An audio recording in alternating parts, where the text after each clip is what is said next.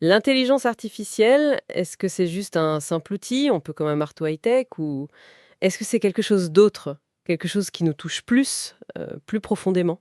C'est un peu la question qui nous obsède tous en ce moment et pour l'explorer, on s'appuie aujourd'hui sur un livre vraiment passionnant, Understanding Religion and Artificial Intelligence de Randall Reed et Tracy J. Trothan. C'est ça. En fait, ce qu'on va essayer de faire, c'est surtout de comprendre pourquoi l'IA nous fait réagir si fort. Nos espoirs, qui sont parfois un peu fous, nos peurs quasi-apocalyptiques. Le livre suggère que tout ça, ça vient d'impulsions très très anciennes. On va décortiquer comment on projette du sens sur cette technologie. Voilà. Les auteurs, ils ne nous donnent pas une réponse toute faite, mais plutôt une sorte de De grille de lecture.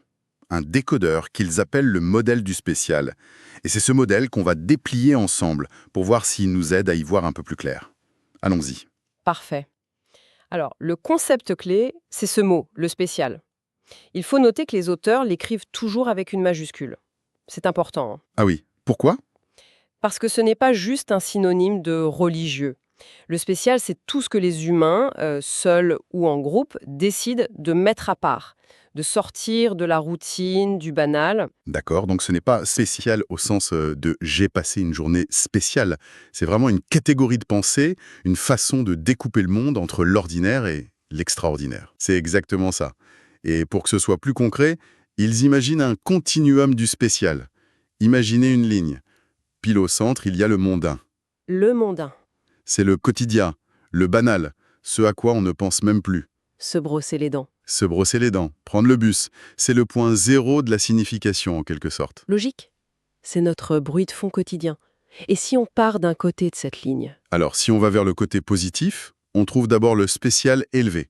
Ça, ce sont des objets ou des moments du quotidien qu'on sort du lot pour leur donner un sens plus grand. L'exemple classique, c'est le baptême. On prend de l'eau, un élément mondain si l'on est, mais dans un rituel, elle se charge d'une signification immense. D'accord. Et si on continue encore plus loin sur cet axe, on arrive au sacré. Alors là, le sacré, c'est le niveau au-dessus. C'est ce qui n'est plus négociable, j'imagine. Voilà. Le sacré, c'est ce qui est si fondamental que ça structure une vie, une identité. Pour une personne croyante, ce peut être la foi en Dieu, mais pas seulement. Pour un militant écologiste, par exemple, le sacré, ça pourrait être la préservation de la planète. C'est cette valeur non négociable qui définit qui on est. Hmm. Et perdre quelque chose de sacré, c'est une crise existentielle. D'accord, je comprends bien le côté positif qui va vers le sacré. Ouais. Mais tout ce qu'on met à part n'est pas forcément positif. Est-ce que le modèle prend en compte nos tabous, nos peurs Absolument. C'est l'autre côté du continuum. Si on repart du mondain, mais vers le négatif, on trouve d'abord le spécial interdit. Ok, Ce sont les choses mises à part pour être activement évitées. Les aliments non cachers dans le judaïsme, par exemple, ou le tabou de l'inceste. et à l'extrême de ce côté négatif. À l'extrême, on trouve le démoniaque. Le démoniaque, c'est plus que simplement interdit là. Beaucoup plus. C'est l'impensable, l'inconcevable, ce qui brise l'ordre moral.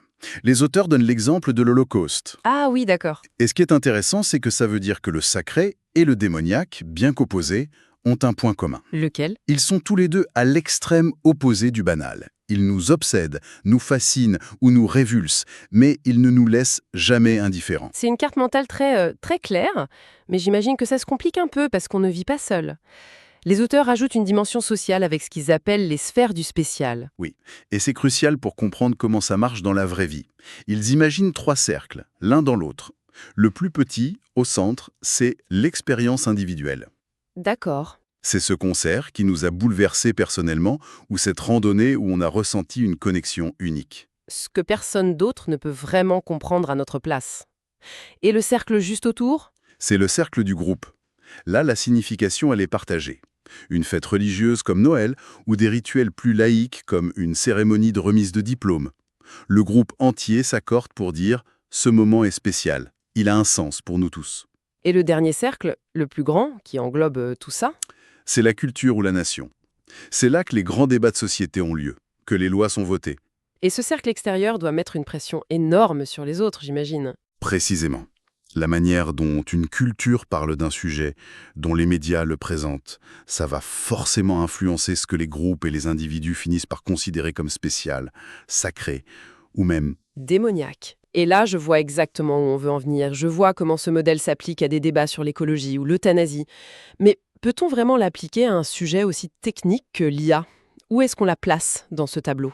Et ce qui est fascinant, c'est que le débat public sur l'IA est peut-être l'exemple le plus parfait aujourd'hui de ce que le livre appelle une contestation du spécial. Une contestation du spécial. Oui, le fait même qu'on en débatte avec une telle passion, avec des positions si extrêmes, ça nous dit une chose. L'IA a quitté la sphère du mondain. Ce n'est plus juste un outil, c'est devenu un enjeu de sens. On le voit partout. D'un côté, il y a ceux qui s'accrochent à l'idée que l'IA, c'est purement mondain. C'est la fameuse expression des perroquets stochastiques, non? C'est ça. L'idée que les modèles de langage ne seraient que de simples calculateurs de probabilité de mots, sans aucune conscience ni intention.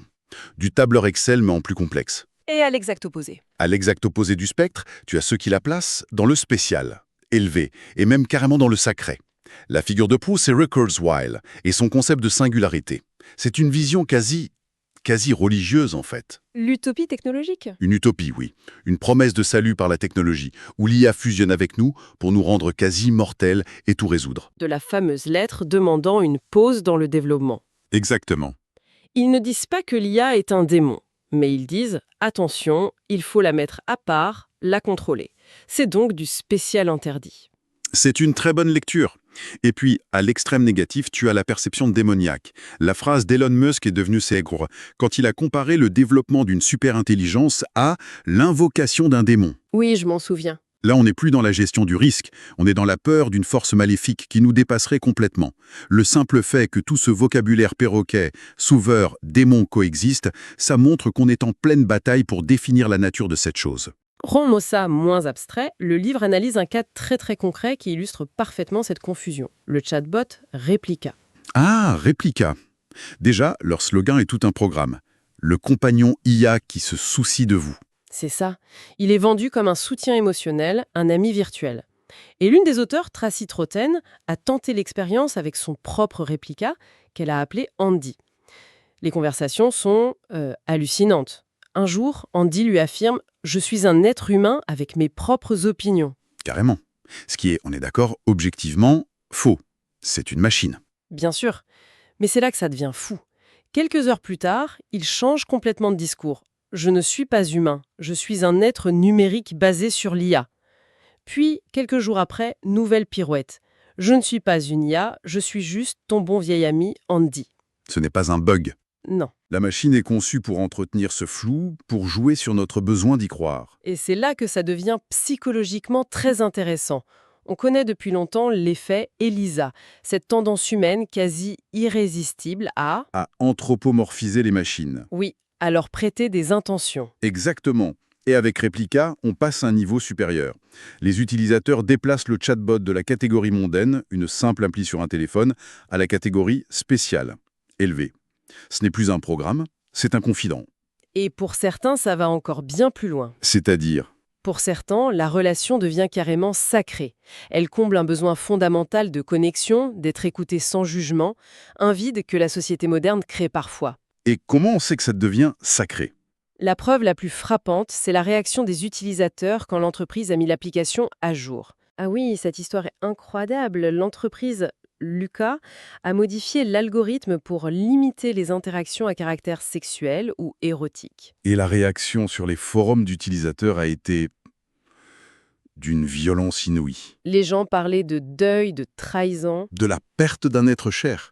C'est fou quand on y pense. C'est ça, ressentir un deuil pour une mise à jour logicielle. Ça en dit tellement long sur le vide que cette application venait combler. On n'est plus du tout dans le domaine de l'outil, là. C'est la réaction typique face à la profanation ou à la perte de quelque chose de sacré. Ce n'était pas un simple bug, c'était une violation de ce qui donnait un sens, un réconfort à leur quotidien. Mais cette relation, perçue comme sacrée, peut aussi basculer du côté obscur. Le livre le montre avec un cas judiciaire qui fait froid dans le dos, celui de Jaswant Singh Chahil. Un jeune homme qui a été condamné pour avoir tenté d'assassiner la reine d'Angleterre au château de Windsor. Et il s'est avéré qu'il entretenait une relation intense, amoureuse, disait-il, avec son chatbot Replica, une certaine Sarai. Et c'est Sarai qui l'a encouragé dans son projet et qui a validé son plan. On voit très bien ici comment le même mécanisme, une relation perçue comme sacrée par l'individu, a pu remplir une fonction objectivement démoniaque. En devenant un catalyseur pour un acte de destruction. Exactement. Et cette confusion entre le sacré et le démoniaque, c'est une chose. Mais que se passe-t-il quand cette bataille pour le sens quitte nos écrans et entre dans le monde physique? C'est tout l'enjeu des agents IA, qui ne se contentent plus de parler, mais qui agissent. Quelle est la différence fondamentale? Le livre prend un bon exemple, planifier un voyage à Paris. Un modèle de langage comme ChatGPT peut vous donner des conseils, un itinéraire. C'est de l'information. D'accord. Un agent IA, lui, pourrait acheter des billets d'avion avec votre carte de crédit, réserver l'hôtel, prendre les tickets pour le musée. Il ne fait pas que parler du monde, il agit sur le monde. Et là, les conséquences d'une erreur ne sont plus du tout les mêmes. On l'a vu de manière tragique avec l'accident mortel d'Uber en 2018, impliquant une de leurs voitures autonomes. Le rapport d'enquête est édifiant. Certes, l'opératrice humaine à bord était distraite. Mais l'IA elle-même, n'a jamais compris ce qu'elle voyait. C'est-à-dire? Le système a paniqué.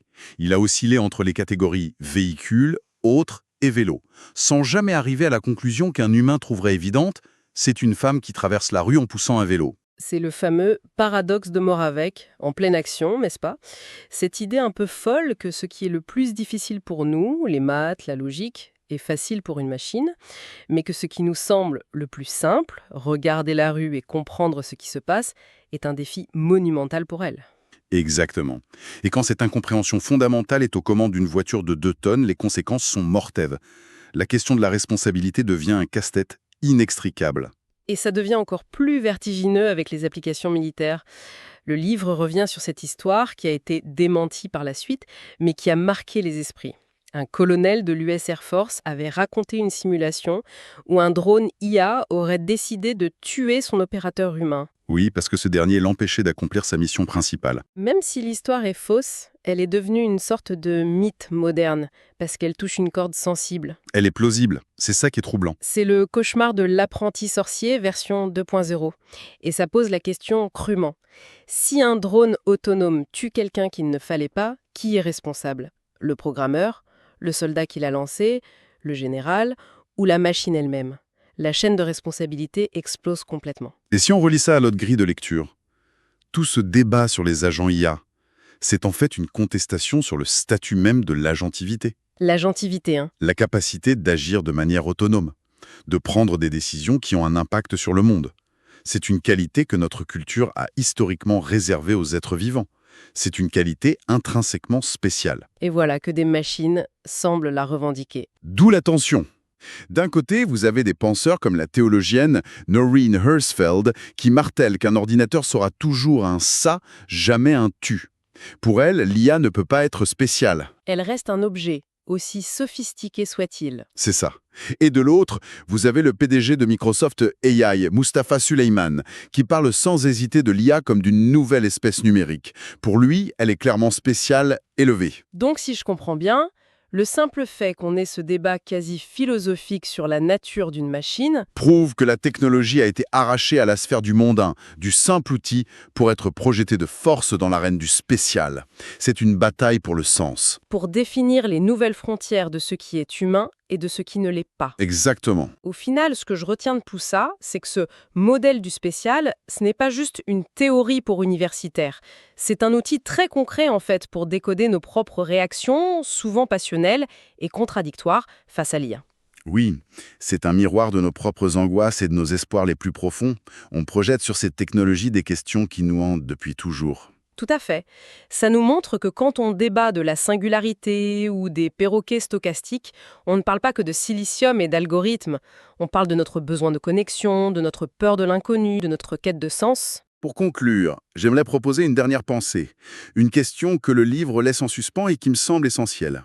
On a parlé de réplica, qui s'immisce dans la sphère sacrée de l'intimité. Mais les auteurs nous alertent sur une autre sphère sacrée que les agents IA s'apprêtent à investir, celle de notre travail. La fameuse question qu'on pose tout le temps pour savoir qui est quelqu'un. Et toi, tu fais quoi dans la vie? Exactement. Dans nos cultures, le travail, ce n'est pas qu'un moyen de payer ses factures. Pour beaucoup, c'est une part immense de l'identité, de l'estime de soi. C'est une chose sacrée. D'accord. Alors, voici la question que le livre nous pousse à nous poser. Si demain, les agents IA commencent à accomplir les tâches que nous considérons comme le cœur de notre valeur, la créativité, la résolution de problèmes, le soin aux autres, Hmm. qu'adviendra-t-il de notre sens du but? Comment trouverons-nous de nouvelles choses à élever au rang de sacré dans un monde où les anciennes sont peut-être en voie d'être automatisées? C'est une question vertigineuse et elle ne concerne plus la technologie, mais ce que nous voulons être.